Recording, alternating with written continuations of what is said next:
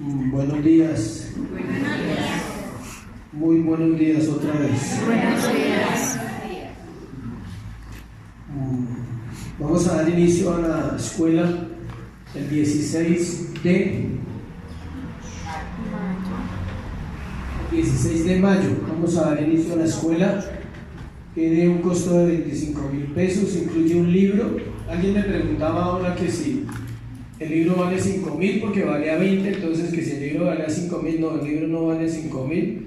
Si lo quiere comprar físico, se lo consigo, vale como 70,000 pesos. Si lo quiere, si lo necesita físico, el que lo necesita me dice y con mucho gusto se lo traigo, ¿sí? El libro es en PDF porque yo lo pago para que me lo manden del seminario donde yo estoy estudiando. Yo pago una matrícula, pago un dinero por cada materia, entonces me mandan un libro por materia, ¿sí?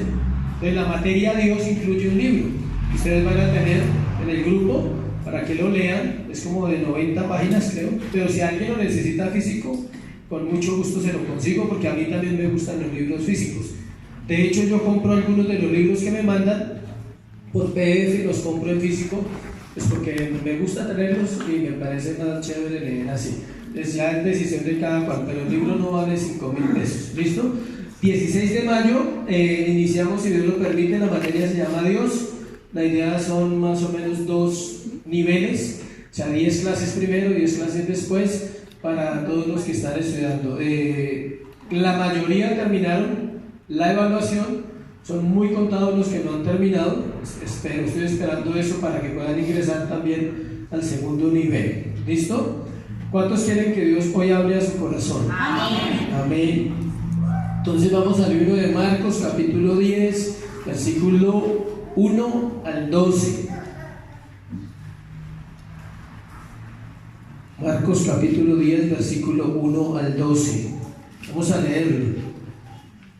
Dice la palabra de Dios: levantándose de allí, vino a la región de Judea y al otro lado del Jordán, y volvió al pueblo a juntarse a él, y de nuevo les enseñaba como solía.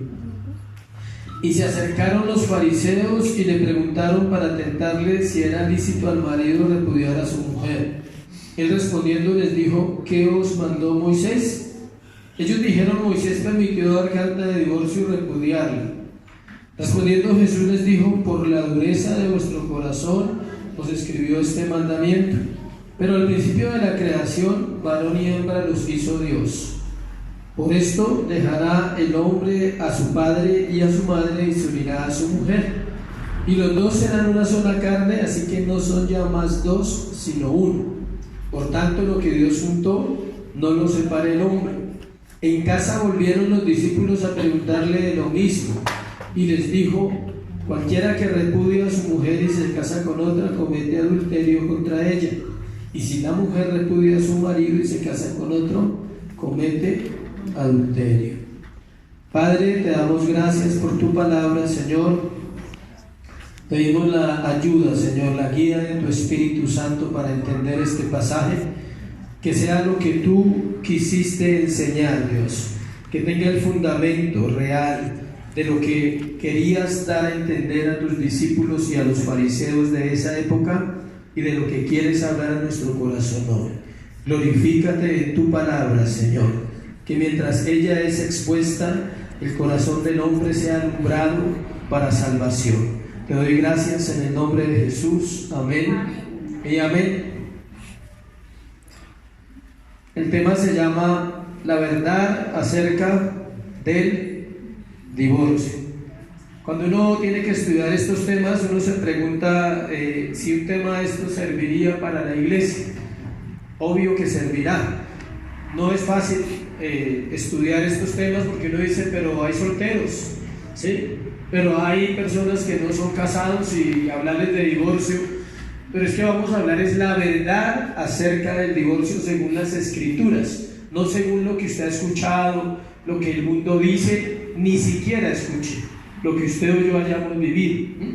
El hecho que una persona se haya divorciado o no se haya divorciado, tal vez no conoce ni el punto de vista bíblico realmente acerca del divorcio. Y eso es lo que vamos a hablar. ¿Por qué? Porque si los solteros un día se van a casar, tienen que saber realmente cómo se entra a un matrimonio y bajo qué expectativas y cuál es el fin, porque para hablar de divorcio hay que hablar de matrimonio, ¿sí sabían? Y para hablar de divorcio hay que hablar del hombre, hay que hablar de la mujer. Entonces sí compete a la iglesia, porque los que no lo han hecho deben tomar una decisión sabia un día, y bueno que lo hagan bajo parámetros bíblicos, ¿no? Los que ya lo hicieron deben aprender y comprender que es un paso serio el que se dio y que hay que asumirlo también. ¿Sí me explico? Entonces sí es un tema para la iglesia, pero a uno cuando lo está estudiando al principio yo decía, hablar de esto es difícil, pero gracias a Dios, como es Dios el que habla y como es el Espíritu Santo el que regala el tema, entonces el tema quedó como para hoy. Amén. Amén. Vamos entonces a empezar. Marcos capítulo 10, vamos a empezar hoy el capítulo 10.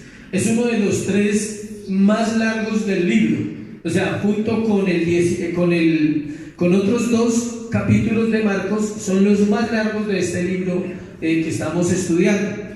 Es tan largo que Mateo usa 2 capítulos, el 19 y el 20, como paralelo del capítulo 10 de Marcos, o sea, realmente sí hay harto. En ese capítulo hay 4 temas o 4 divisiones que vamos a ver. A diferencia de la antigüedad, de lo que vamos a hablar hoy, el divorcio ha perdido, digamos, como su real significado. Es tanto lo que se ha torcido ese concepto de si uno se divorcia o si no se divorcia en estos tiempos, que divorciarse es normal por cualquier motivo. De hecho, jurídicamente, para los que saben, hay hartas causales de divorcio. Hay una que se llama incompatibilidad de caracteres. O sea, no nos entendemos, entonces nos divorciamos. La Biblia describe eso como orgullo, no como incompatibilidad de caracteres. Hay otro causal que es el abandono del hogar. Si una pareja se va más de 2 años, el otro puede pedir el divorcio jurídicamente y se lo otorgan, ¿sí? Hay otra que es por adulterio. Tristemente esa causal solo es válida, escuche, estoy hablando acá, terrenal, no estoy hablando de la Biblia todavía, estoy hablando de las leyes jurídicas de este país. El adulterio tiene que ser ¿qué? Comprobado, o si no, no le dan validez porque usted no puede comprobar que esa persona le fue ¿qué? Infiel. ¿Qué es comprobar? Es muy difícil, porque usted tiene que hacer una tarea que nadie quiere hacer, ¿sí? Tomar fotos, grabar, llevar evidencias, y usted tiene que ver para mostrar que lo que usted está diciendo allá es cierto, que usted lo vio. Así tenga todas las evidencias y que usted sabe que es cierto y que está sucediendo, si no hay pruebas, simplemente queda ya como se separó por esto, pero nunca van a decir que fue cierto. Pero igual le van a conceder el divorcio, así la otra persona no quiera, entienda esto. Nadie está obligado a sujetar a otro a quedarse amarrado, se llama divorcio contencioso. Todo eso lo he aprendido con la abogada y estudiando un poquito. Bueno, la Biblia no es confusa respecto a ningún tema, lo vimos en la escuela bíblica. La Biblia es ¿qué? Clara, no tiene, cuando ella toca un tema, ella le da respuestas a usted. Si no le da respuestas es porque a veces no las queremos ver, nuestro corazón está duro, queremos escuchar lo que nosotros queremos escuchar, o no nos damos a la tarea de investigar. Lo importante no es lo que alguien dice o piensa del divorcio, escuche, sino lo que dice y piensa Dios respecto de este. Y para saberlo, tenemos el pueblo de Israel y el Antiguo Testamento completo para estudiar. Se puede estudiar y va a encontrar mucho sobre ese tema. Recordemos que ningún pasaje de la Escritura se puede interpretar sin la misma Escritura. O sea, usted no puede tomar los pasajes del Nuevo Testamento donde habla del divorcio y asumirlos ahí, porque fueron escritos bajo la sombra ¿de qué? Del Antiguo Testamento. De hecho, es Jesús mismo el que toca el tema del divorcio, nadie más. Nadie más en el Nuevo Testamento toca el tema tan claro como ¿quién? Como Jesús. Vamos a ir a un fundamento antes de entrar al tema. Malaquías capítulo 2, versículos 15 al 16. Como ya vimos la cronología bíblica, sabemos que Malaquías fue uno de los últimos libros, juntos con Nehemías y Esdras, Entonces vamos a ubicarnos ahí en el Antiguo Testamento. Malaquías capítulo 2, del 15 al 16. Pero vamos a leer desde el 14. Dice: mas diréis, ¿por qué? ¿Por qué Jehová ha atestiguado entre ti y la mujer de tu juventud, contra la cual has sido desleal, siendo ella tu compañera y la mujer de tu pacto? Dice: ¿no hizo él uno, habiendo en él abundancia de espíritu? ¿Y por qué uno? Porque buscaba una descendencia para Dios. Guardaos pues en vuestro espíritu y no seáis desleales para con la mujer de vuestra juventud. Porque Jehová Dios de Israel ha dicho que él aborrece el repudio. Se puede decir que él aborrece el divorcio. Y al que cubre de iniquidad su vestido, dijo Jehová de los ejércitos: guardaos pues en vuestro espíritu de ser desleales. Sobre este pasaje nos vamos a centrar ahora para estudiar un poco por qué él dijo eso. Le voy adelantando un poquito porque ahora lo vamos a abrir más. Lo dijo porque el pueblo de Israel tomó mujeres cuando fue llevado cautivo de otra nación, y cuando ellos vuelven de la cautividad, Dios exige que se separen de esas mujeres. O sea que hubo unos divorcios en masa. Muchos divorcios, tuvieron que sacar a todas las extranjeras porque Dios no iba a permitir que su pueblo se perdiera y su raza se perdiera. Entonces ahora lo vamos a explicar. Por eso está en Malaquías, cuando ellos vuelven, Dios les dice: no sean desleales, o sea, con la mujer de su juventud. Obvio que está haciendo una referencia también a la nación en general, no solo al divorcio, sino a la nación. Porque ¿cuántos saben que el cristiano se puede divorciar de Dios? ¿Sí sabían eso? De hecho, algunos están divorciados y no saben. Están en una pelea, en una contienda, en un tribunal con Dios, y no saben aún que están divorciados o a punto de divorciarse. Otros creen que están casados con Dios, pero realmente no se han casado. Nehemías, quien vivió por la misma época, nos dice más sobre el asunto. Nehemías capítulo 13, del versículo 23 al 19. Es otro que también habla, es el mismo tema porque es la misma época, tiene que ubicarse ahí en tiempo geográfico, en tiempo de la época, histórico. Esdras y Nehemías. Nehemías capítulo 13. Vamos a leer desde el 23. 13:23. Los hijos de Leví, jefes de familias, fueron inscritos en el libro. Ese es el 12. 13:23. Dice: vi asimismo en aquellos días a judíos que habían tomado mujeres de Asdod, amonitas y moabitas, y la mitad de sus hijos hablaban la lengua de Asdod, porque no sabían hablar judaico, sino que hablaban conforme a la lengua de cada pueblo.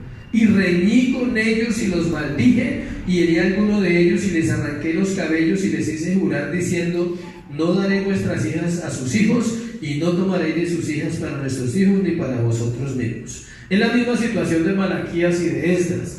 Nehemías confronta a los que vuelven de la cautividad y dice: no vamos a dar nuestros hijos a personas extranjeras, se tenían que casar con personas del mismo pueblo. Por eso en la iglesia se aplica lo mismo cuando se habla de que un cristiano debe casarse con una persona creyente. De lo contrario, se lo aseguro que va a tener problemas, y problemas serios toda la vida. Por misericordia, solo por misericordia, quizás, porque son contados los casos que también conocemos, quizás, por eso le digo, por misericordia, algunos años más adelante, 20 o 30, las cosas se arreglen. Bueno, por misericordia, porque usted perseveró, fue un buen creyente, hemos visto esos casos, y Dios en su misericordia dice: quitémosle el yugo, ¿sí? Tratemos a esa bendición que consiguió y quitémosle el yugo para que descanse, porque ha sido fiel. Pero vuelvo y le digo, quizás. ¿Por qué? Misericordia. No, la Biblia no dice, la Biblia dice que el que se une en yugo desigual lleva el bulto, como decimos acá.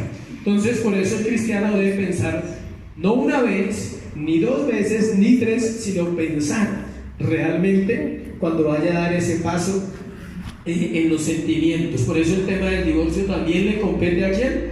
A los solteros. Dios demandaba arrepentimiento del pecado del divorcio y siempre lo ha demandado. Toda persona que se haya divorciado debe tener un proceso de ¿qué? Arrepentimiento antes de procurar o iniciar una nueva relación. ¿Por qué? Porque es un pecado. Es igual a matar, es igual a robar, es igual a mentir, es igual a chismear. Es un pecado. Dios lo cataloga como un ¿qué? Pecado. Pero como todo pecado es ¿qué? Perdonable. Pero no estamos instando ni llevando a un pueblo a decirle divórciese porque Dios lo perdona. O sea, no funciona así. Por eso vamos a aclarar todas esas cosas esta mañana. El divorcio es un pecado igual a cualquier otro. Dios lo mira igual. Sin embargo, al estudiar las Escrituras encontramos que hay versículos que permiten el divorcio, lo cual no es igual que Dios esté permitiendo el pecado. Hay una diferencia en eso. Hay versículos muy poquitos, 2 o 3 en la Biblia, donde Dios habla que la persona se puede divorciar, pero no está diciendo yo estoy aprobando el pecado. Hay causales bíblicas para un divorcio verdadero, pero llegar ahí hay que primero hacer todo un examen del corazón para decir yo lo propicié o me lo busqué o realmente sucedió y lo puedo hacer. Queda claro que el deseo del corazón de Dios, escuche iglesia, es la fidelidad en el matrimonio y que el matrimonio sea como dice la Biblia hasta que la muerte lo separe, no hasta que el tercero lo separe. Amén. Estudiemos el pasaje para aprender hoy acerca de este tema, que no es solo para casados. También miraremos cómo algunos se divorcian espiritualmente y cómo Dios mismo se divorció de su pueblo debido al pecado.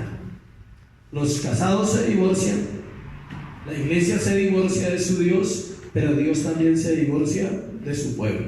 Él también se divorció en algún momento. Debe ser duro para Dios decir, me toca dejarlo, le tocaba. Y eso le dio una lección al pueblo de Israel. Vamos entonces a entrar en el tema. Primer punto, versículo 2 de Marcos capítulo 10, volvamos allá al texto. Vamos a estar mirando varios textos hoy. Marcos capítulo 10, verso 2. Leamos el 1 para introducir. Levantándose de allí vino a la región de Judea y al otro lado del Jordán, y volvió el pueblo a juntarse a él, y de nuevo les enseñaba como solía. El primer punto se llama preguntas con mala intención. Preguntas con mala intención. Nos ubicamos primero. ¿Estamos dónde? Levantándose de allí vino a la región de Judea. ¿Dónde estaba él antes? En Galilea, y más exactamente en Capernaum, capítulo 9, 33. Usted lo puede mirar.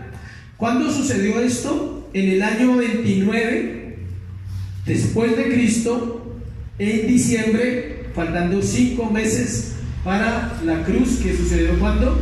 En abril. Esta es la última etapa. ¿Se acuerdan que venimos reduciendo? En unas prédicas anteriores le dije que faltaban 6 meses. Aquí faltan ¿cuántos? 5 meses para el sacrificio de la cruz del Calvario. No le puedo decir el día, la hora, no, hasta allá no llegamos, pero sí le puedo asegurar que fue en el año 29, en diciembre, faltando 5 meses para la cruz del Calvario. También nos dice que enseñaba como solía hacerlo, dice ahí, que él enseñaba como solía hacerlo. Su ministerio principal era la enseñanza, pero él seguía sanando enfermos y haciendo milagros, aunque Marcos no nos lo dice. Mateo 19:2, que es el paralelo, sí nos dice que le llevaban los enfermos para sanar. O sea, ¿qué quiere decir eso? Era inevitable para Jesús hacer el bien. Ojalá esa fuera nuestra naturaleza, ¿no? Es que no resisto hacer el bien. Es que no resisto ser santo, tengo que ser santo. Chévere no llegar a ese tiempo, ¿no? Donde me diga, no resisto si le estoy haciendo el bien a los demás, si no estoy amando al prójimo, si no estoy bendiciendo a alguien. No resisto una vida así. Jesús no resistía a hacer ¿qué? El bien. Él predicaba y enseñaba, pero era tanto su poder y su amor que la gente venía para que él los sanara, y él no les iba a decir ahorita estoy enseñando, ya pasó el tiempo, hablamos después de que muera. Cuando resucite, pídanle a los apóstoles que oren y yo los sano respaldándolos a ellos. No, la gente seguía viniendo, pero Marcos se centra en su ministerio de enseñanza y otros escritores como Lucas y Mateo se centran todavía en el capítulo 19 de Mateo nos habla de las sanidades. Ahora miremos la pregunta, porque el primer punto se llama como preguntas con mala intención. Antes de hacer la pregunta, quiero que usted evalúe su corazón y si alguna vez usted hace preguntas con mala intención. ¿Qué son preguntas con mala intención? Donde yo ya sé la respuesta, pero quiero que me digan algo para justificar mi respuesta. ¿Sí? Esa es una pregunta con mala intención. Donde usted quiere corchar a alguien, hacerlo sentir incómodo con la pregunta. Esas eran las preguntas que los fariseos siempre venían a preguntarle a Jesús. Traen una mujer adúltera y le dicen: Señor, en la ley dice que ella debe ser apedreada. Siempre era para buscar algo incorrecto en el corazón de Jesús. Y él dice que guarda silencio, se agacha, escribe en el suelo. No, la Biblia no nos dice que escribe. Y de un momento a otro se levanta y dice: que esté libre de pecado, que tire la primera piedra. Y pues nadie podía hacer eso. Y todas las veces que venían a preguntarle, como cuando le dijeron: Señor, ¿debemos dar los impuestos? Él dijo: présteme una moneda. ¿Sí? Cogió la moneda y dijo: ¿de quién es esta imagen? Del César. Entonces dijo: dad al César lo que es del César y a Dios lo que es de Dios. Nunca lo pudieron corchar con sus preguntas con mala intención. Cuando le pregunten algo, piense que va a responder. Y tal vez yo le pueda mostrar el corazón de la persona que le está preguntando, si tiene una buena intención y realmente quiere ser edificado o aprender, o solo tiene una mala intención. Amén. Ellos, la pregunta, versículo 2: se acercaron los fariseos y le preguntaron para tentarle si era lícito al marido repudiar a su mujer. Ellos dicen que si era lícito. Ellos no buscaban la verdad. El Señor ya lo había declarado en el Sermón del Monte, Mateo capítulo 5. Él había dicho ya sobre este tema, había tocado el tema del divorcio, pero ellos no estaban buscando la verdad, estaban buscando una ocasión de atrapar sus palabras. Solo estaban buscando cómo condenarlo y que cometiera un error, lo cual era imposible debido a que el Señor Jesús es perfecto y es santo. ¿Sí sabes que Dios nunca ha cometido un error contigo ni conmigo?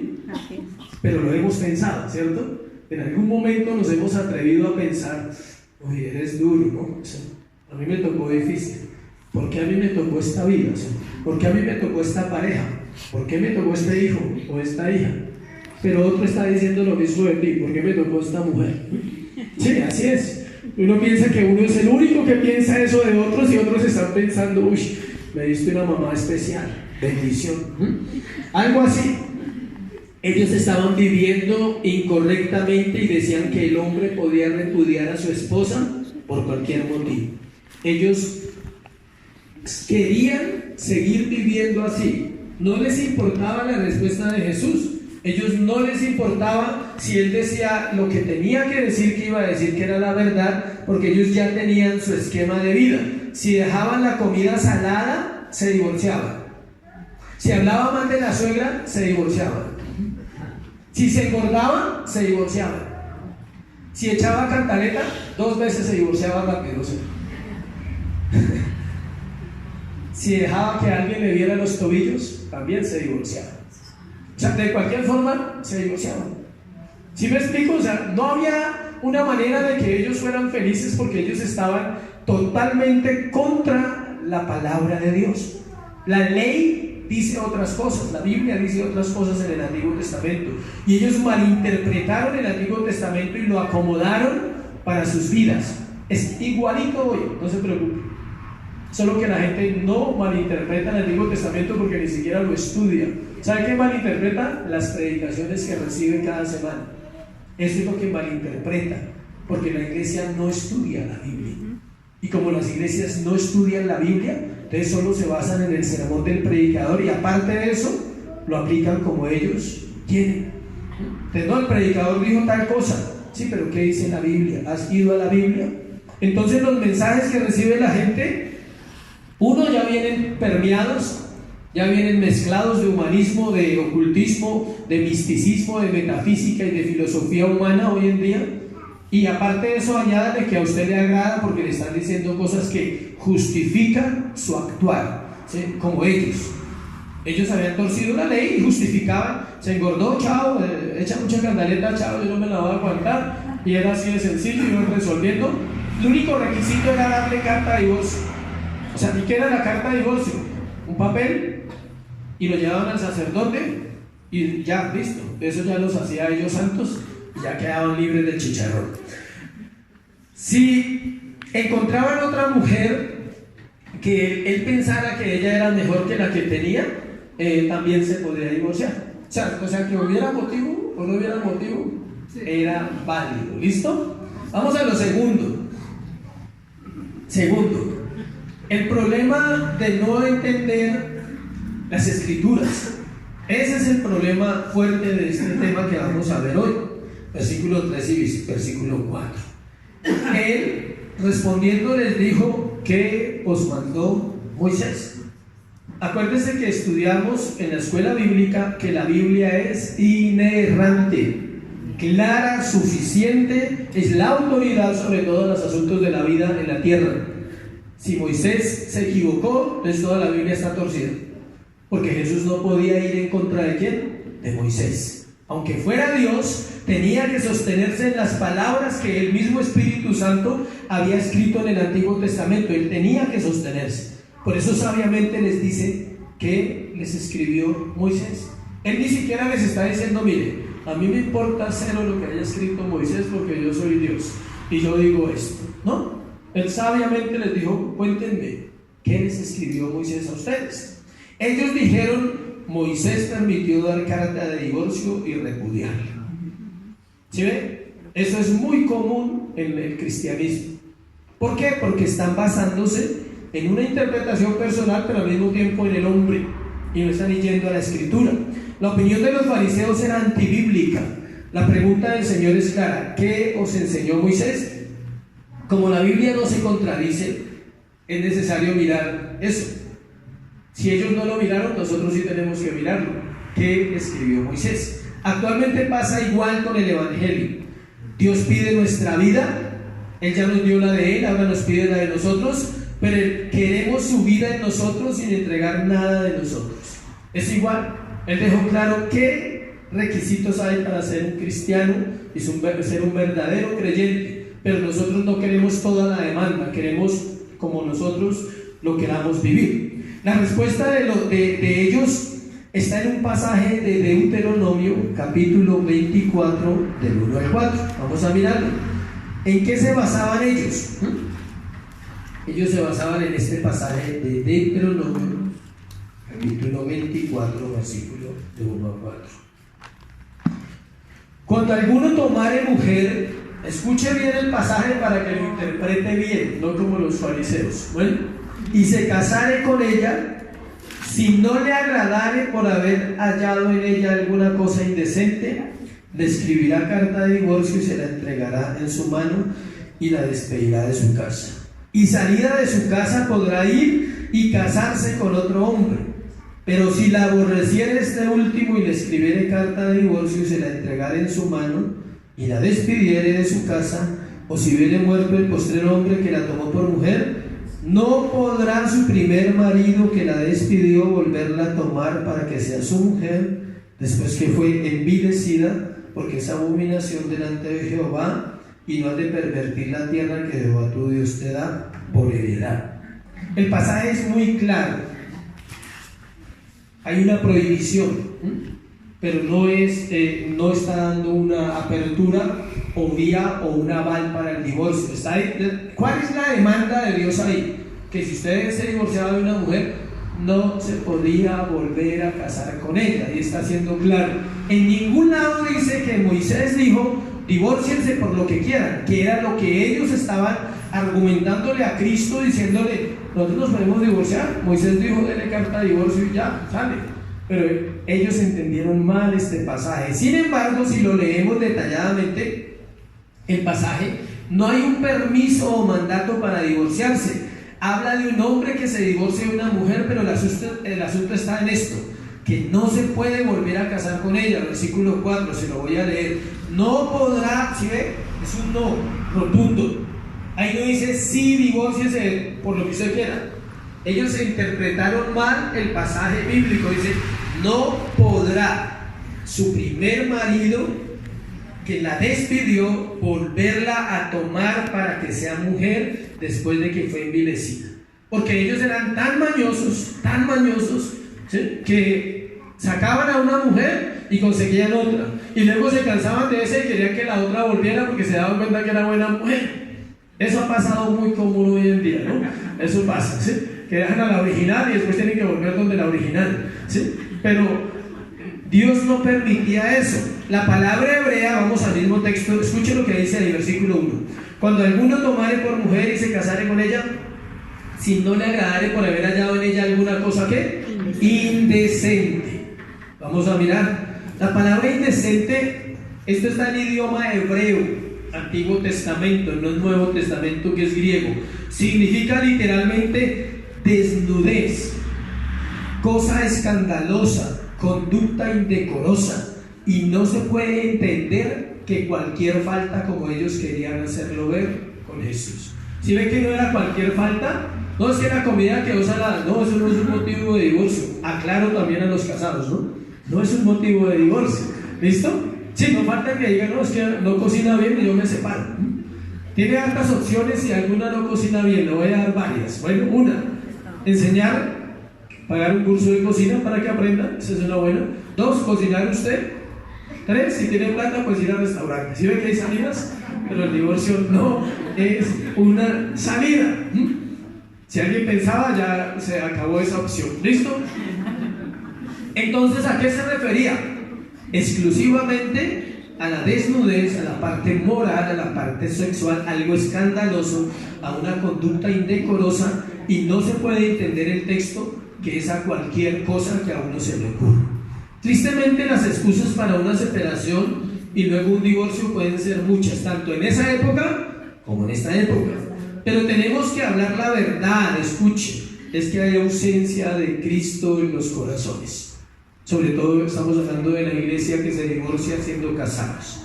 Hay ausencia de Dios en los corazones. Por eso no podemos amar como Dios lo dijo en su palabra, y no podemos amar como Él ama. Eso es lo difícil de una relación de pareja. Es fácil soportar, es difícil amar. Hay gente que está soportando, lleva 30 años soportando, otros llevan 12, 15, 20, no sé cuántos. Pero es diferente amar. Escuche, soportar es dejar que todo pase.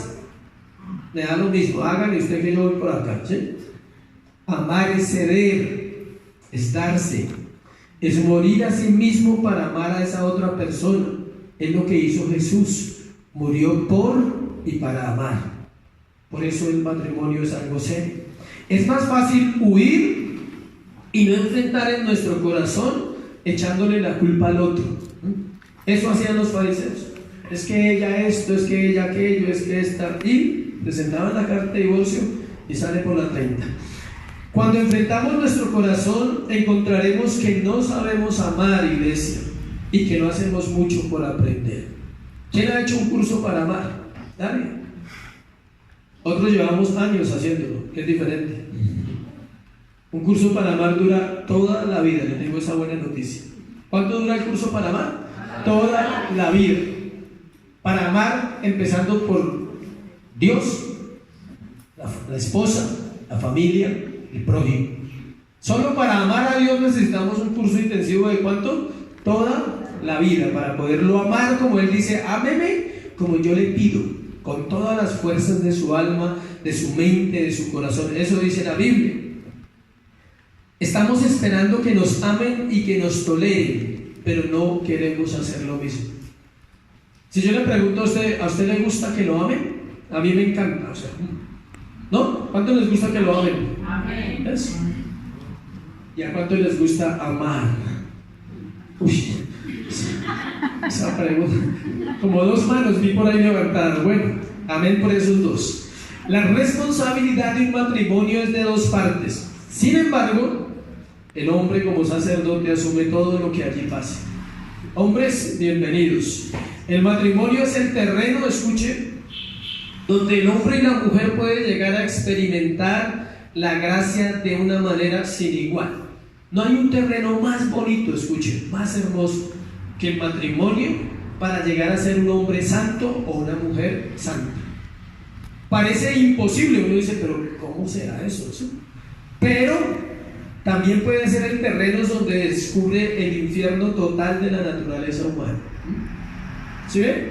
Están las dos opciones. El matrimonio puede ser el terreno más apasionante, hermoso, bonito, que lleva al hombre y a la mujer a decir, voy a comprometer con Dios porque quiero obedecer amando a esta persona. Puede ser el terreno, y la gracia de Dios va a venir sobre su vida y le va a dar la habilidad de amar y de bendecir una familia y de ser realmente lo que la Biblia dice. Pero también puede suceder, y de hecho sucede, que es el terreno donde se descubre la naturaleza infernal y caída del hombre. ¿Saben por qué le voy a explicar eso? Porque sé que algunos están haciendo ojos de pescado frito. ¿Por qué? Porque herimos al que amamos. Es duro, ¿no? Uno dice, ¿por qué? Si tú tienes a alguien que te caiga mal, que de hecho lo hay siempre, así se diga que no, y usted dice, me deleitaría dándole un puño, o sea, sería un deleite, es un deleite para mí. Sí, puede pensar usted eso, pero no es un deleite herir a alguien que amamos. Y normalmente en el matrimonio uno hiere mucho, y en la familia. Por eso la Biblia dice, fieles son las heridas del que ama. Fieles, o sea, permanecen pegadas aquí. Usted va por la calle y alguien lo maldice y usted dice, uy, Dios, anulo, algo dice por ahí. ¿Sí? Si todavía está en el mundo de anular, pues anula por lo menos. O sea, si no está en el mundo de anular, entonces dice, Señor, perdónale, o sea, bendice, pobrecito, pobrecita, o sea, está disvariando, o sea, no nos conocemos y me maldice, ¿sí? Pero cuando es acá, en la casa, en el cuarto, en la sala, donde vivimos, fieles son las heridas del que ama.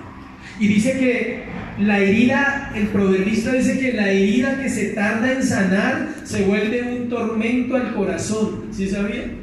Entonces cuando nosotros vivimos esas cosas familiares, fracasos, pérdidas de hogares, pérdidas de familia, no llegamos muy preparados al matrimonio. Y tenemos que transportar allí al matrimonio nuestra vida, y allí va a ser difícil. Y alguien dirá, bueno, y si yo no he tenido una vida y soy joven, igual. Tienes que transportar tu formación. Cómo te formó tu papá, cómo te formó tu mamá, cómo te enseñaron. Ir a encontrar otro mundo que formaron diferente, y ahora tengo que hacer un encaje, y eso va a ser muerte total. Desde cómo se acuesta, ¿sí? Pero es que usted cogió toda la cobija. Desde eso es una discusión. La gente no cree, pero eso es una discusión en un matrimonio. Oye, pero no me estás dejando la cobija. Y resulta que el otro aprendió a dormir enrollado en las cobijas desde pequeño, y él no sabe que eso, cuando se casen, la esposa necesita cobijas. Es algo insignificante, así me dice, pero ¿eso tiene que ver con el matrimonio? Sí. Las comidas, sí, a mí no me gusta eso, pero a mí sí me gusta. ¿Qué hacemos ahí? Gran dilema, ¿sí? No es que yo no como verduras, yo como todos los días. Duro. Y alguien tiene que ¿qué? Ceder. Entonces, es muy difícil si no entendemos lo que la Biblia dice en estos asuntos. Escuche esto. Todos los conceptos de los asuntos de la vida tienen que estar alineados con la Escritura para poder ser coherentes como seres humanos. De lo contrario, vamos a terminar cometiendo errores terribles. Tercero, el fundamento de Dios. Vamos a ver cuál es el fundamento de Dios. ¿Cuál creen que es el fundamento de Dios? La Escritura, versículo 6 y versículo al 9. Entonces volvamos a Marcos, capítulo 10, versículo 6. Pero al principio, desde el 5, dice, respondiendo Jesús les dijo, por la dureza de vuestro corazón os escribió este mandamiento. Pero al principio de la creación, varón y hembra los hizo Dios. Vamos a mirar uno por uno. Dice, el Señor hizo caso omiso de las enseñanzas que los fariseos tenían. Habían tenido una discusión, ellos dicen que pueden divorciarse de la persona por lo que quieran, él les dice no, porque ustedes están entendiendo mal lo de Moisés. Entonces empieza a explicar en las escrituras desde Génesis. Dice que él hizo caso omiso, porque sabía que estaban torcidas, y empieza a decir el verdadero motivo donde estaba el problema. Alguien dijo sabiamente que el problema del corazón es el corazón. ¿El problema del corazón es qué? El corazón. O sea, no es el problema. Puedo darle toda una conferencia del problema. Se llama el problema del problema, se llama la conferencia. El problema no es el problema.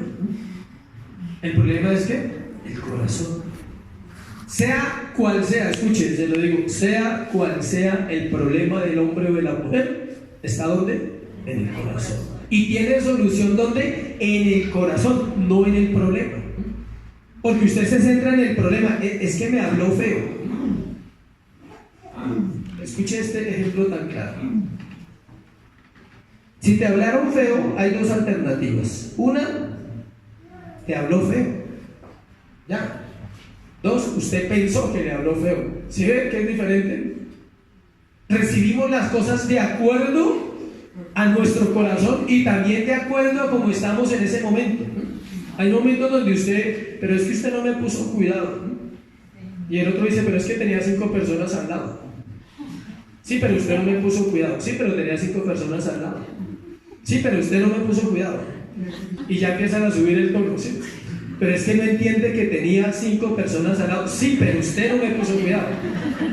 ¿Sí ve cómo uno se engancha en cosas así sencillas? Es que yo estaba hablando por teléfono. Sí, pero no me pusiste atención. Oye, que estaba hablando por teléfono. Sí, pero no me puso atención. Y así empiezan las discusiones a subir. Ya después de 4 o 5 veces, ambos ya están exaltados. Entonces, la pregunta es, ¿el fundamento de Dios cuál es? La Escritura. La sabiduría proviene de ahí. Él les muestra el fundamento a ellos y les dice, voy a mostrarles realmente qué fue lo que sucedió. El Señor les muestra en el Antiguo Testamento con fundamentos claros por qué Él aborrece el divorcio y por qué no está de acuerdo con el divorcio. Y vamos a mirarlos. Debido a que el matrimonio es una unión indisoluble, por eso Dios no aprueba el divorcio, porque el matrimonio es una unión ¿qué? Indisoluble. El Señor comienza en Mateo 19:4, que es el paralelo de este pasaje, tenemos que verlo, dice, Él respondió y les dijo, eso no está en Marcos, la respuesta que Jesús les dio, pero en Mateo sí está. ¿No habéis leído que el que los hizo al principio, varón y hembra, los hizo? Debido a que el matrimonio es una unión indisoluble, el Señor les tiene que recordar en Génesis y les está haciendo un reproche al orgullo espiritual, porque la frase que les dice, ¿no habéis leído, fariseos? Y los fariseos eran los doctores de la ley, los que enseñaban al pueblo de Dios. Entonces primero los confrontan y dicen, luego ustedes no han leído Génesis. Me extraña, o sea, ustedes llevan toda la vida leyendo las escrituras. Le dicen, ¿no habéis leído? A pesar de la experiencia que tenían y de lo que decían que sabían de la ley de Moisés, Él los trató de ignorantes.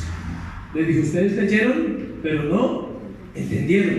Adán y Eva forman el modelo para el matrimonio.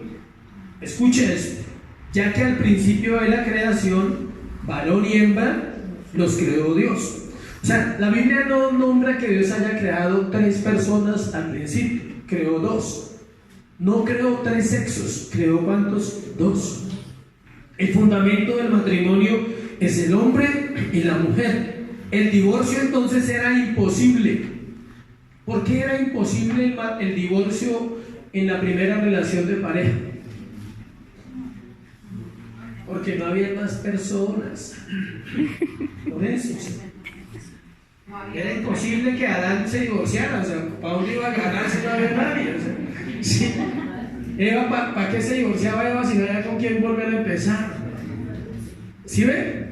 El matrimonio era indisoluble, obvio, no había con quién, nada. El divorcio entonces era imposible porque no habían otras personas con quien casarse. Y eso no quiere decir que ahora como hay otros divorcios. O sea, no. Estoy hablando del fundamento que Dios puso. Él lo estableció bajo un fundamento que fuera imposible para el hombre divorciarse. B. Debido a la fortaleza de la unión, o sea, debido a la fortaleza de la unión, por eso el matrimonio es indisoluble y por eso Dios aborrece el divorcio.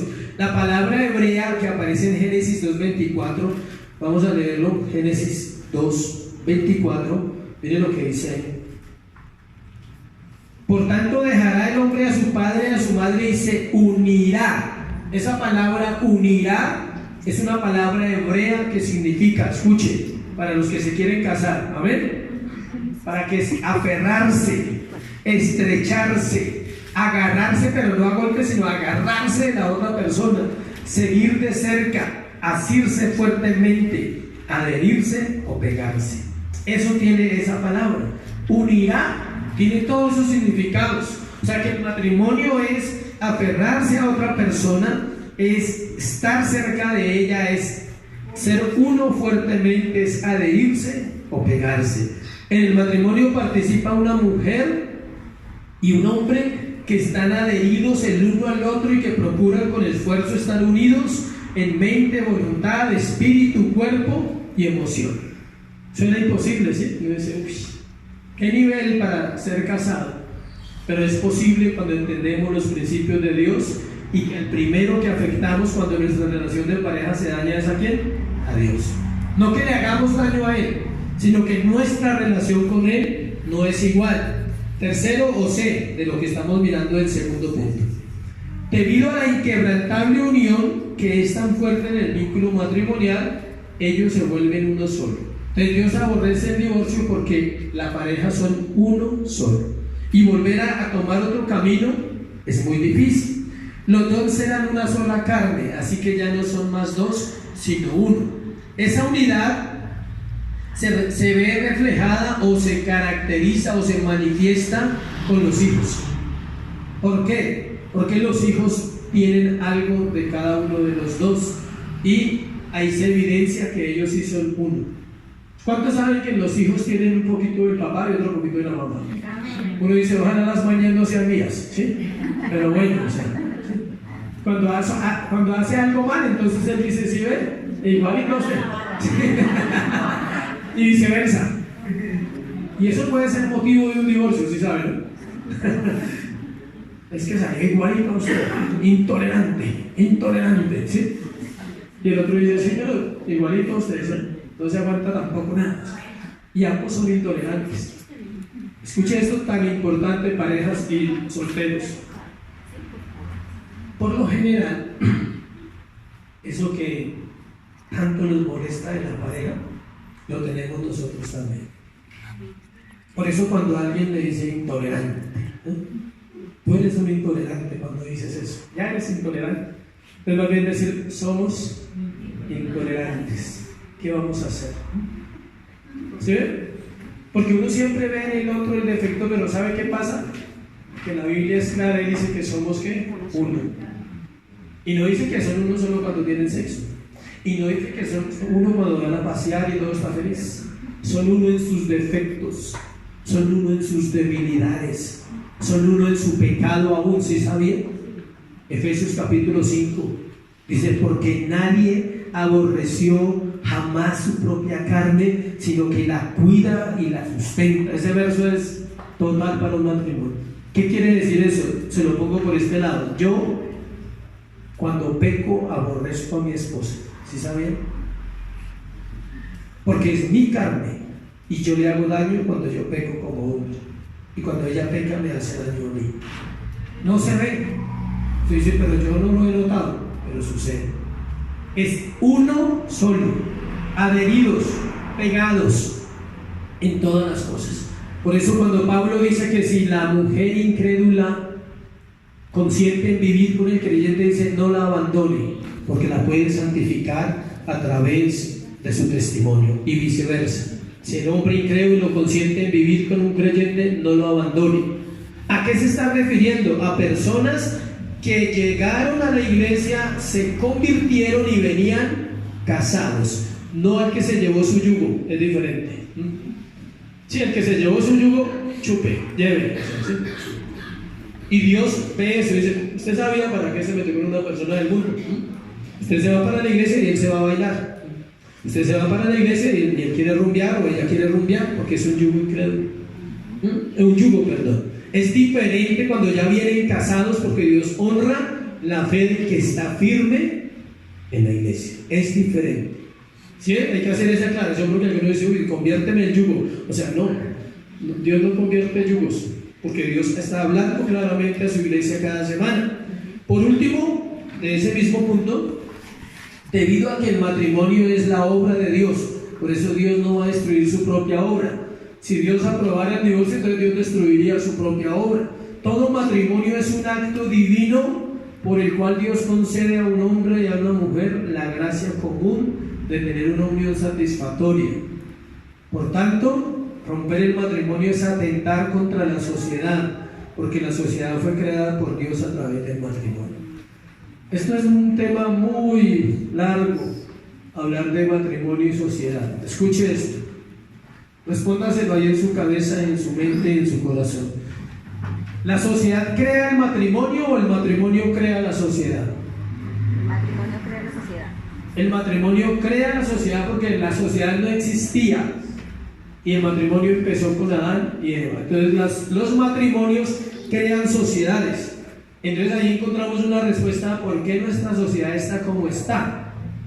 Eso es para una conferencia de matrimonios o parejas. Porque la humanidad y porque la raza humana le quitó el valor al matrimonio y ya da lo mismo vivir como vivimos y punto. Por eso está la sociedad como está, porque el matrimonio es el fundamento de todas las sociedades en la tierra. Escuche, por eso Dios estableció el matrimonio y a través de parejas, hombre y mujer, empezó a formar las civilizaciones y las naciones y los pueblos y los gobiernos y las culturas a través de parejas. Entonces el matrimonio está por encima de una sociedad.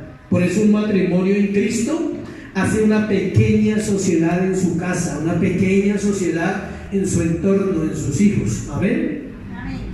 Por eso Dios dice, lo que Dios juntó, que no lo separe el hombre. La revelación en las Escrituras acerca del matrimonio y el divorcio es clara. No hay lugar a ningún otro concepto.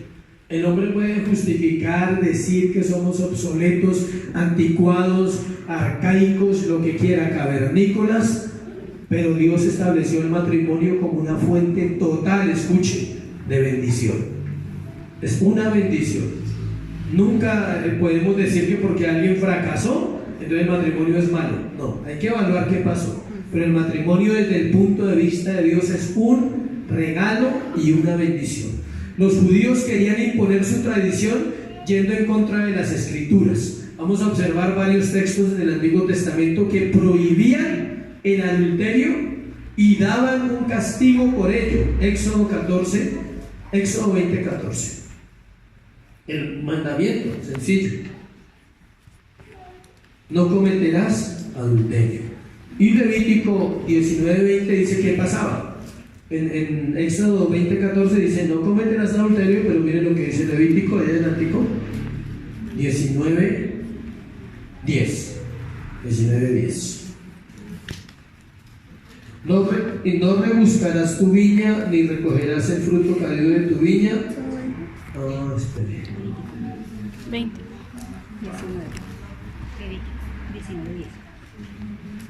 19:20.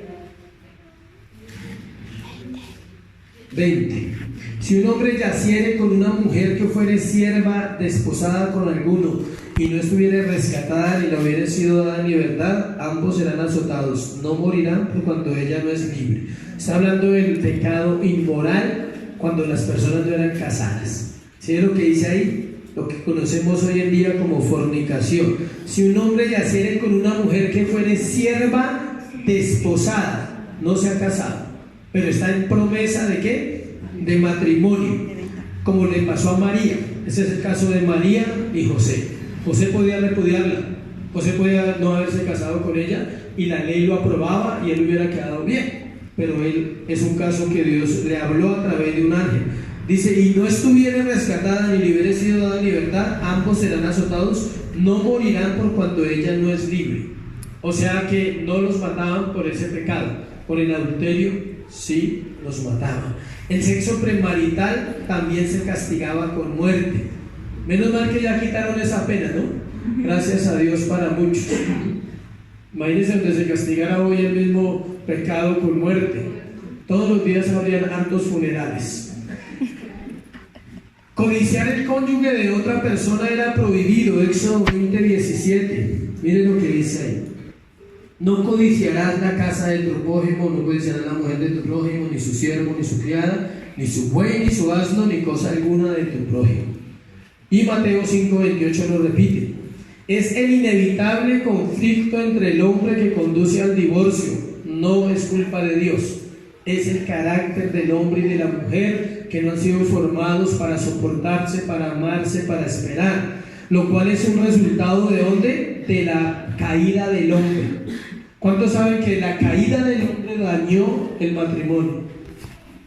¿Por qué? Escuchen lo que dice la Biblia. Dios le dijo a la mujer que el marido se enseñorearía de ella.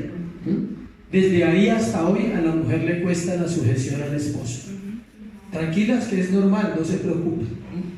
Si usted lucha con eso, no se preocupe que es normal que a la mujer le cueste sujetarse al marido. ¿Pero por qué? Porque también dice que el marido quiere imponer su autoridad. O sea, ese es el resultado de la caída. ¿Qué pasó con la caída? La mujer quiere tomar el lugar del hombre y el hombre quiere obligarla a que se sujete a ella. Y las dos cosas son imposibles. Una mujer no se sujeta porque el hombre la obligue, tiene que nacer de su propio corazón. Y se sujeta solo por una palabra, por amor. No más. No hay otro motivo para que una mujer se sujete. Es que me lleva al cine cada 8 días. No, ese no es el motivo. Es que me compra lo que yo quiero. No, porque hay días que no así le compre pueden estar peleando. Es por amor que ella se sujeta porque comprende los principios bíblicos. Y el amor, escuche, el hombre por amor no maltrata, y por amor no es tirano, y por amor no se enseñorea. ¿Sí me explico? ¿Sí estoy explicando muy bien la postura del hombre y la mujer, cómo fue afectada en la caída del hombre, en el pecado original? Dios le dijo, miren, léanlo ahí, Génesis 3.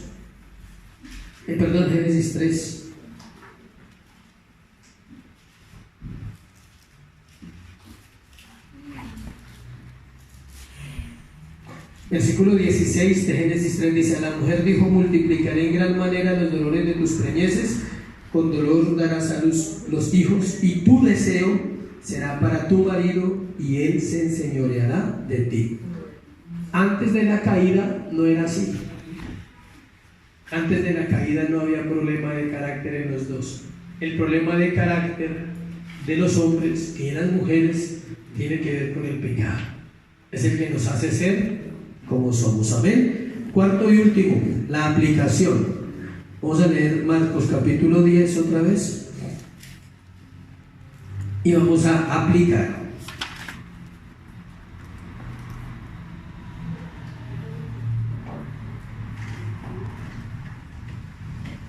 Versículos 5 y 12. Acuérdense que cuando encuentran la palabra "y", no es del 5 al 12, sino el 5 y el 12. Respondiendo Jesús les dijo: por la dureza de vuestro corazón os escribió este mandamiento. Nos devolvemos un poquito.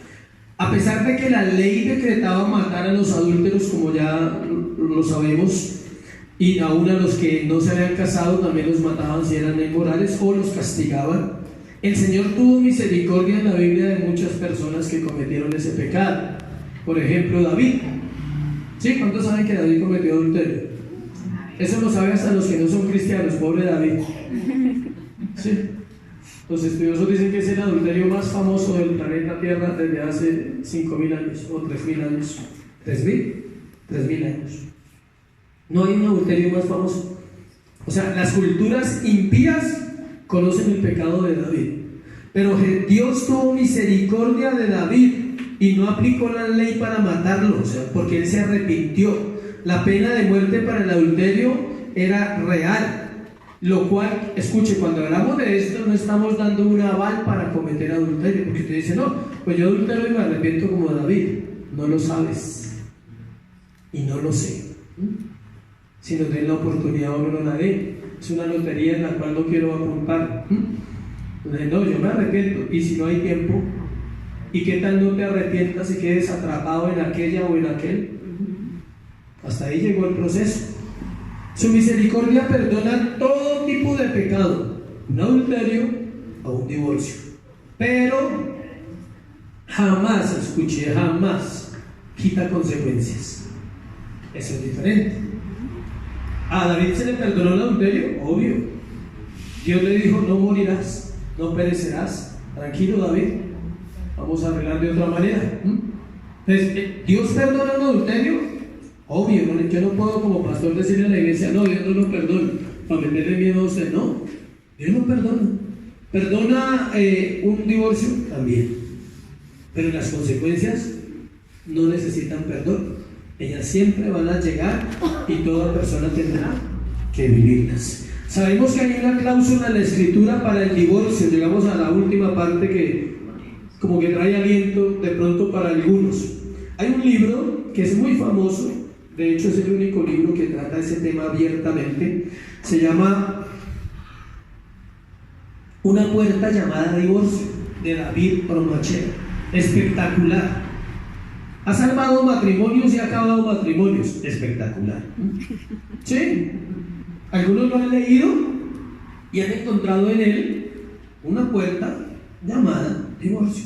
Es un estudio, es lo mejor. Si alguien quiere saber sobre este tema, se lo recomiendo. Es un estudio del Antiguo Testamento y el Nuevo Testamento, donde él, como buen estudioso, muestra que hay una puerta llamada divorcio. Una puerta, o sea, una ventanita en toda la escritura, no más, que puede justificar que una persona creyente se divorcie. Mateo 19:19. Espero que alguno no la esté esperando. Amén. Mateo 19:9. Yo os digo que cualquiera que repudia a su mujer, salvo por causa de fornicación, y se casa con otra adultera, y el que se casa con la repudiada, adultera. Esto no era para los hombres, era para hombres y mujeres, porque la escritura, los estudiosos lo dicen. Entonces, en Deuteronomio 7:13, miremos el Antiguo Testamento, Deuteronomio 7:13, para explicar. 7:13, miren lo que dice ahí. Y te amará y te bendecirá y te multiplicará y bendecirá el fruto de tu vientre y el fruto de tu tierra, tu grano, tu mosto, tu aceite, la cría de tus vacas y los rebaños, ovejas en la tierra que juró tus padres que me daría. Ese no era. Apenas lo leí y me di cuenta que no era.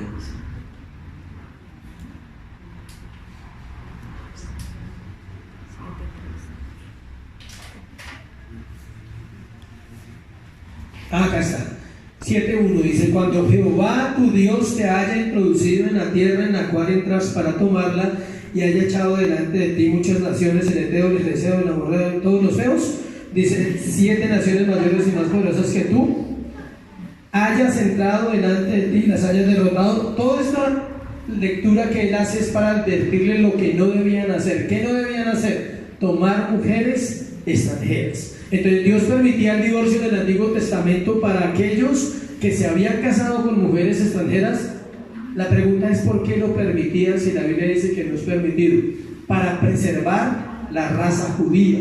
O sea, es cuando dice que la cura sale más cara que la enfermedad. La cura era esa, dura, es una cura dura. Dice, tiene que dejar su hogar. Si usted se casó con una extranjera y tenía hijos, ellos tenían que dejarlas. Cuando volvieron de la cautividad, tuvieron que dejar a esas mujeres que habían conseguido con hijos y con todo las dejaron. ¿Es una cura dura? Claro, pero Dios sabía lo que hacía, Él no se equivocaba. Entonces vamos al caso de nosotros. La cura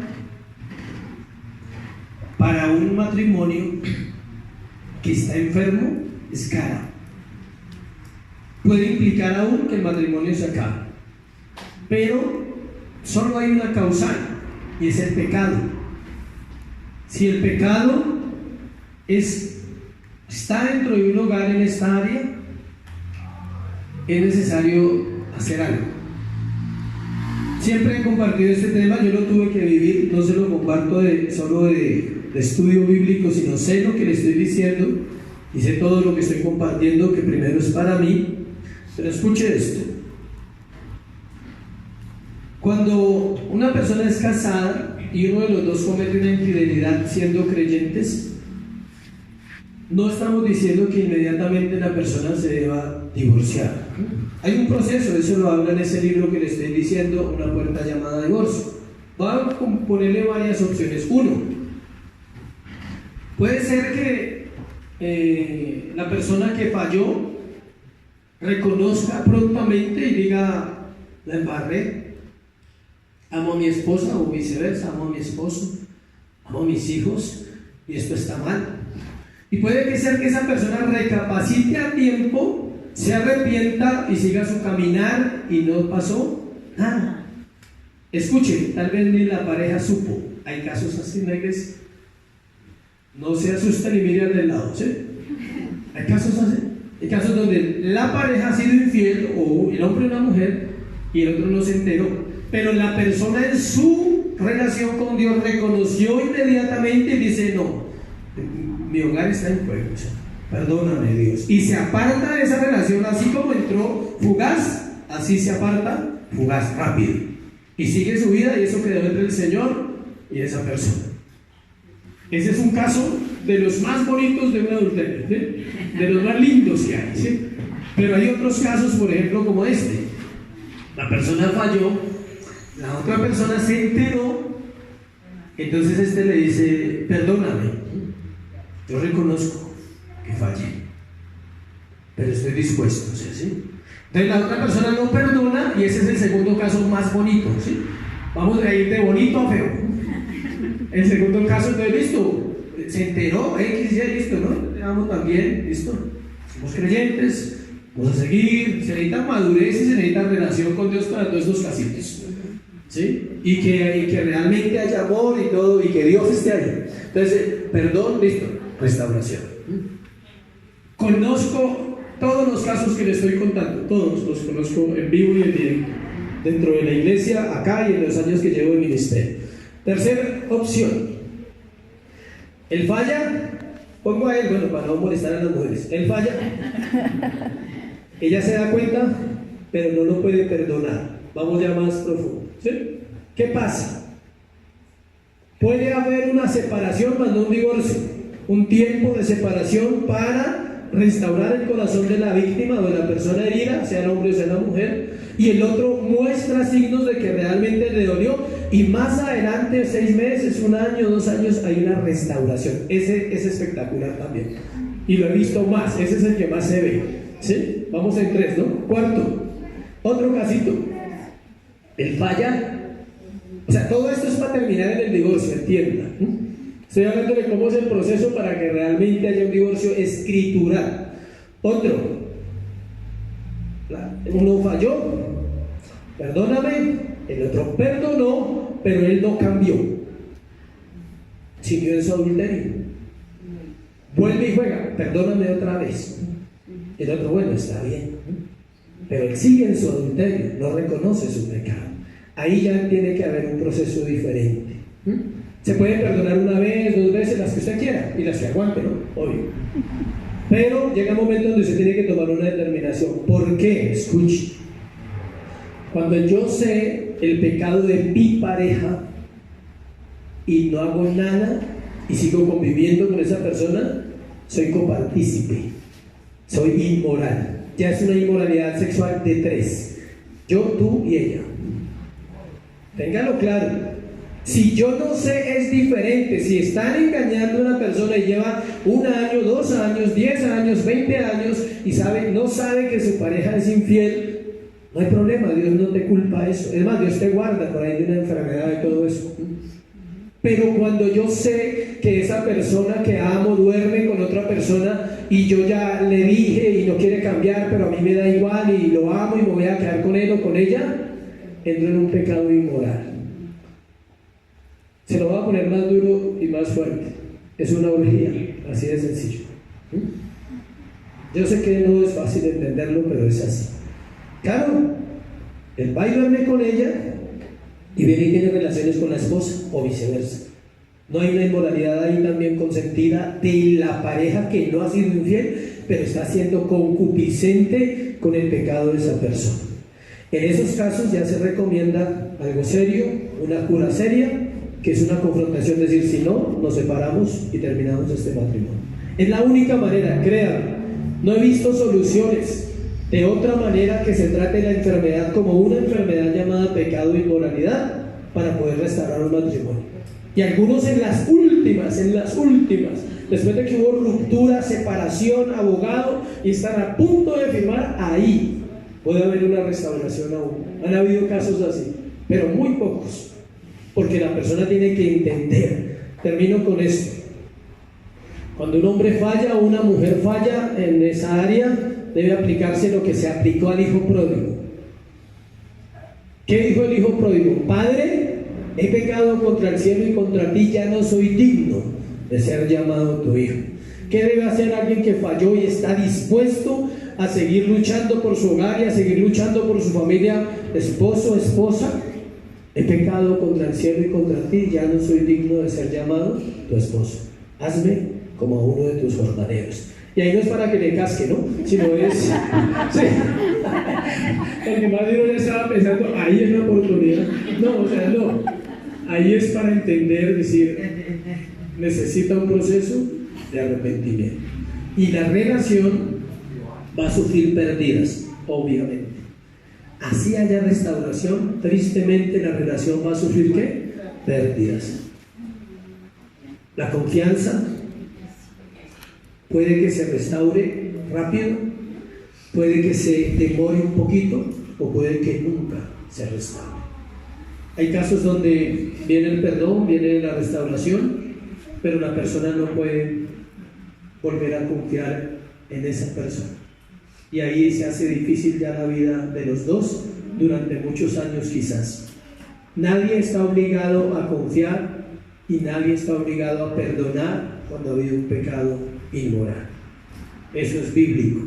Lo digo sin temor porque la Biblia lo dice. Si la persona dice, listo, yo te perdono, pero nos divorciamos. ¿Listo? Creyentes, cristianos, matrimonios cristianos, estoy hablando, no del mundo. Yo te perdono, listo. Es mi deber. Soy tu hermano en la fe. Soy tu esposa o tu esposo.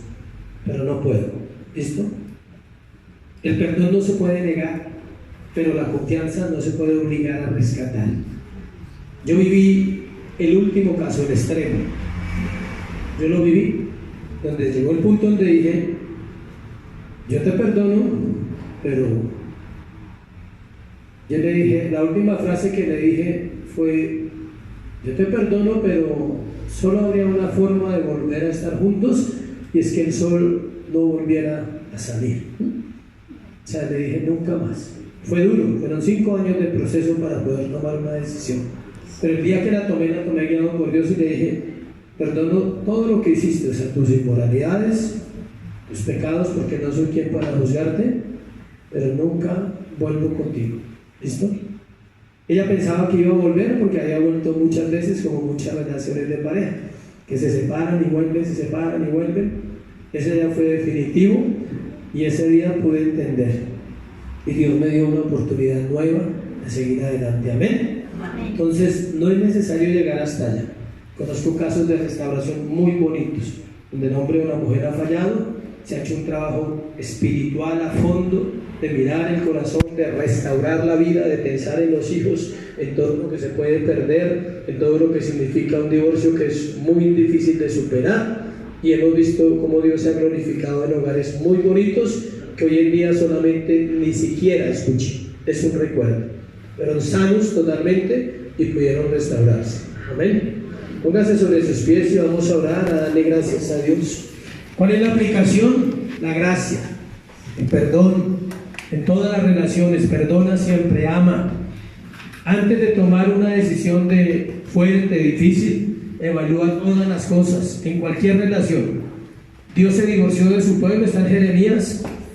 Me faltó ese pedacito. Dios se divorció, dice que tuvo que divorciarse porque eran terribles de infieles y él no tenía otra alternativa. Y fue cuando los llevó cautivos a Babilonia 70 años y luego vuelve y los restaura y los desposa para casarse con ellos, y es cuando en el Nuevo Testamento nace la iglesia, que es su esposa, y de su esposa ya no se vuelve a divorciar. Amén. Esa es la buena noticia, que de Israel se divorció, pero de la iglesia no se va a divorciar. Nos espera con tanto amor que crezcamos, que seamos maduros, no echemos cantaleta, ¿sí? No aleguemos, ¿sí? La esposa no cantaletea, no alega, sino que dice: Señor, estoy dispuesto. Amén. Padre, gracias por tu palabra. Gracias, Señor, por este tema que cualquiera pensaría que no edifica una iglesia, pero sabemos que es edificante, Dios.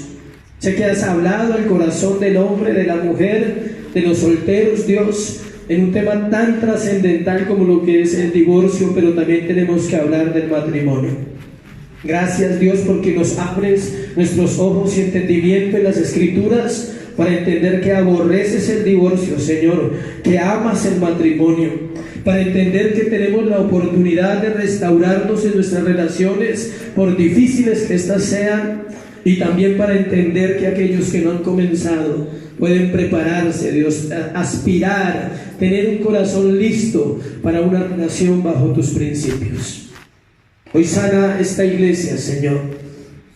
Sánala, Dios. Oro por las relaciones de pareja, por aquellos que tienen su pareja, que están en una relación, si son casados o aún no lo son, Señor, que tú hayas hablado hoy a su corazón. A las esposas, a los esposos, Dios, oro por ellos, sana sus corazones.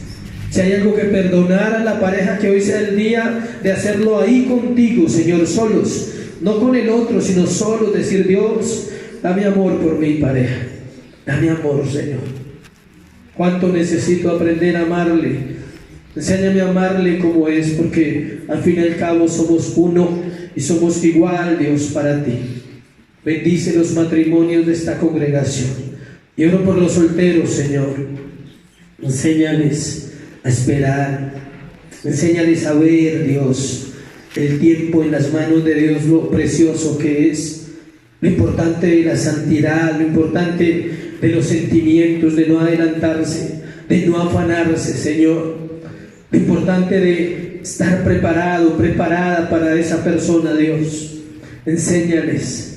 Revélate a sus corazones, dándole el valor, Dios, del amor, el valor de aquello que tanto tal vez algunos anhelan y no lo han llegado, Dios, pero que necesitan aprender primero para no cometer los mismos errores que otros ya hemos cometido, Dios.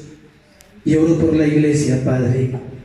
Oro por esta iglesia, Dios, tu esposa, que juntos podamos decir lo que dijo Juan en el Apocalipsis: Señor, ven. Dice que la iglesia clama a la esposa, dice: ven, Señor, ven por tu pueblo, ven a levantar una generación que tenga principios claros, ven, Dios, a levantar un pueblo que conoce las Escrituras, ven, Señor, a establecer en nuestra vida la restauración y el perdón que solo proviene de una relación contigo, Dios. Hoy te amamos, Padre, te amamos, Señor. Dile cuánto le amas, y si tienes algo que arreglar, aprovecha, dile: sé que estás aquí, y sé que me amas, y sé que por gracia, Señor, tengo entrada hoy al trono de la gracia, Dios, y puedo hallar oportuno socorro y decirte: perdóname, perdona mis pecados, perdona mis pensamientos. Si has pensado en divorciarte antes sin una causa verdadera, dile: perdóname. Si no hay una causa como la Biblia lo establece, es tu corazón. Dile: perdóname y enséñame a arreglar, enséñame a hablar a tiempo, Dios. Es en el nombre de Jesús que te doy gracias por este tema. Amén y amén. Dios les bendiga, Dios les guarde. Dame un aplauso a Jesús. Gracias. ¿Hay cooperativa? ya están inscritas, ya están abiertas las inscripciones. John, me ayuda por favor si alguien se va a inscribir con John, levante la mano por favor. John, recibe el dinero si alguien se va a inscribir.